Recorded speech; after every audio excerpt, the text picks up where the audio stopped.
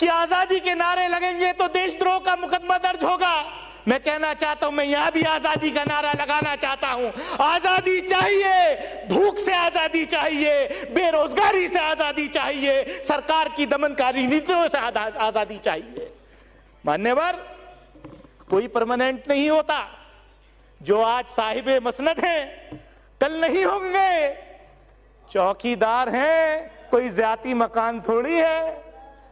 ऐसा नहीं है कि आप परमानेंट आए हैं। आपको तो इनको तो इनका भी हिस्ट्री नहीं मालूम।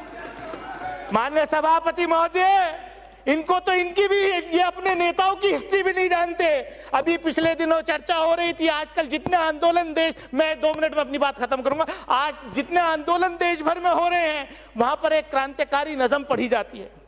स्वर्गीय अटल बिहारी वाजपेयी, जिन शायर ने वो नज़म लिखी थी, उनके बहुत बड़े फैन थे फैज अहमद फैज के। हम देखेंगे, लाजिम है कि हम भी देखेंगे वो दिन जिसका वादा है। वो लोहे अज़ल में लिखा है, जब जुल्म सितम के कोहे गारा रूई की तरह उड़ जाएंगे हम महकूमों के पांव तले। ये धरती धड़ धड़ धड़केगी और अहले हकम के सर ऊपर जब बिजली कड़कड़ कड़केगी। ये वो फैज अहमद फैज की नज़म है जिनसे माननीय अटल बिहारी वाजपेयी जी पहली बार विदेश मंत्री बनकर के जब पाकिस्तान गए थे तो प्रोटोकॉल तोड़ करके फैज अहमद फैज से मिलकर के आए थे। और इनके मुख्यमंत्री, इनके नेता कहते हैं कि अगर ये नज़म पढ़ोगे तो आप पर देशद्रोह का मुकदमा दर्ज हो जाएगा। माननीय सभापति जी, मैं अपनी बात खत्म कर रहा हूं।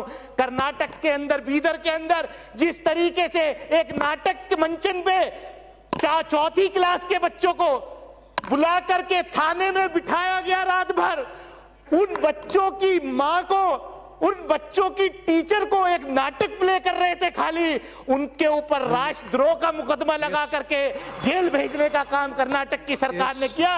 ये ऐसा देश हम नहीं चाहते। मैं इन्हीं शब्दों के साथ कि एनपीआर के साथ असहयोग आंदोलन जारी रहेगा।